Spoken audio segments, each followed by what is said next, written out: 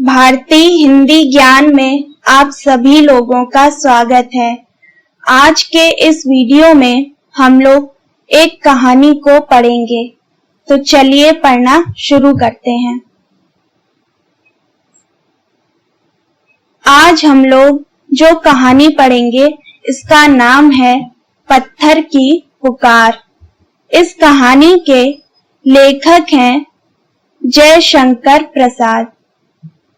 इस कहानी को अब हम लोग पढ़ते हैं।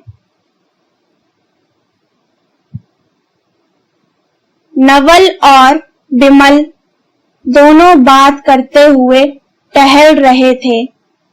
विमल ने कहा, साहित्य सेवा भी एक व्यसन है। नहीं मित्र, यह तो विश्व भर की एक मौन सेवा समिति का सदस्य होना है। अच्छा, तो फिर बताओ, तुमको क्या भला लगता है? कैसा साहित्य रुचता है? अतीत और करुणा का जो अंश साहित्य में हो, वह मेरे हृदय को आकर्षित करता है। नवल की गंभीर हंसी कुछ तरल हो गई। उन्होंने कहा, इससे विशेष और हम भारतीयों के पास धरा क्या है? स्तुत्य अतीत की घोषणा और वर्तमान की करुणा, इसी का गान हमें आता है। बस यह भी एक भांग गांजे की तरह नशा है। विमल का हृदय स्तब्ध हो गया। चिर प्रसन्न वदन मित्र को अपनी भावना पर इतना कठोर आघात करते हुए कभी भी उसने नहीं देखा था। वह कुछ विरक्त हो गया। मित्र ने कहा, कहाँ चलोगे? उसने कहा, चलो, मैं थोड़ा घूमकर गंगा तट पर मिलूंगा। नवल भी एक ओर चला गया। चिंता में मग्न विमल एक ओर चला। नगर के एक सूने मोहल्ले की ओर जा निकला। एक टूटी चारपाई अपने फूटे झिलंगे में लिपटी पड़ी है। उसी के बगल में दीन कुटी फूस से ढकी हुई अपना दरिद्र मुख भिक्षा के लिए खोले हुए बैठी है। दो एक ढाकी और हथौड़े, पानी की प्याली, कूची, दो काले शिलाखंड परिचारक की तरह उस दीन कुटी को घेरे पड़े हैं। किसी को ना देखकर एक शिलाखंड पर ना जाने किसके कहने से विमल बैठ गया। यह चुपचाप था। विदित हुआ कि दूसरा पत्थर कुछ धीरे धीरे कह रहा है। वह सुनने लगा। मैं अपने सुखद शैल में संलग्न था। शिल्पी, तूने मुझे क्यों ला पटका? यहाँ तो मानव की हिंसा का गर्जन मेरे कठोर वक्ष स्थल का भेदन कर रहा है।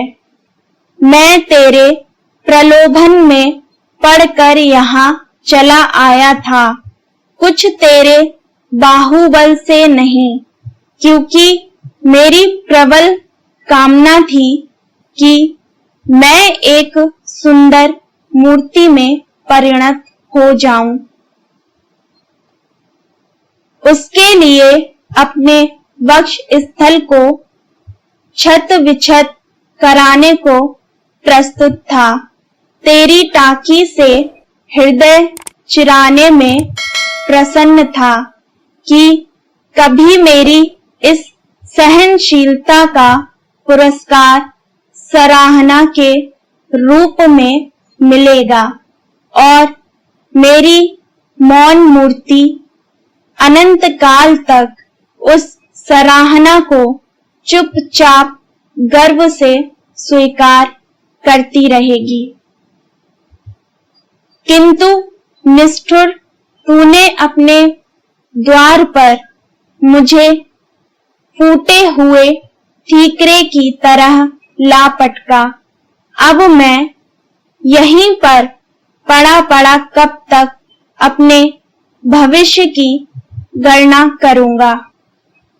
पत्थर की करुणामयी पुकार से विमल को क्रोध आया और वास्तव में इस पुकार में अतीत और करुणा दोनों का मिश्रण था, जो कि उसके चित्त का सरल विनोद था। विमल भावप्रवण होकर रोष से गर्जन करता हुआ पत्थर की ओर से अनुरोध करने को शिल्पी के दरिद्र कुटीर में घुस पड़ा। क्यों जी, तुमने इस पत्थर को कितने दिनों से यहाँ ला रखा है? भला वह भी अपने मन में क्या समझता होगा? सुस्त होकर पड़े हो, उसकी कोई सुंदर मूर्ति क्यों ना बना डाली? विमल ने रुक्ष स्वर में कहा। पुरानी गुदड़ी में ढकी हुई जीर्ण शीर्ण मूर्ति खांसी से कपकर बोली, बाबूजी, आपने तो मुझे कोई आज्ञा नहीं दी थी। अजी तुम बना लिए होते, फिर कोई ना कोई तो इसे ले लेता। भला देखो तो यह पत्थर कितने दिनों से पड़ा तुम्हारे नाम को रो रहा है। विमल ने कहा।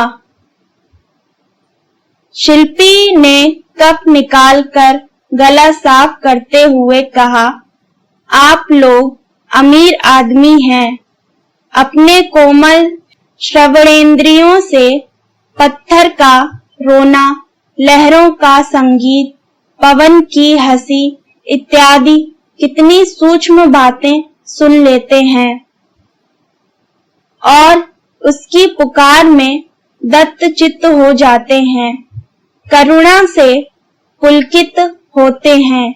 किंतु क्या कभी दुखी हृदय के नीरव क्रंदन को भी अंतरात्मा की श्रवणेंद्रियों को सुनने देते हैं, जो करुणा का काल्पनिक नहीं किंतु वास्तविक रूप है। विमल के अतीत और करुणा संबंधी समस्त सद्भाव कठोर कर्मण्यता का आवाहन करने के लिए उसी से विद्रोह करने लगे। वह स्तब्ध होकर उसी मलिन भूमि पर बैठ गया। तो आज हम लोगों ने कहानी पत्थर की पुकार को पढ़ा है, जिसके लेखक जयशंकर प्रसाद जी हैं। जयशंकर प्रसाद की और भी कहानियां जल्द लेकर आऊंगी। अगर आपको ये वीडियो पसंद आया हो तो लाइक जरूर करिएगा और अपने सभी दोस्तों के साथ शेयर करिएगा। अगर आपने चैनल को सब्सक्राइब नहीं किया है तो सब्सक्राइब जरूर करें और बेल आइकन को भी प्रेस करें, ताकि मेरी आने वाली सभी वीडियो का नोटिफिकेशन आप तक पहुंच सके। तो मिलते हैं नेक्स्ट वीडियो में, तब तक पढ़ते रहिए।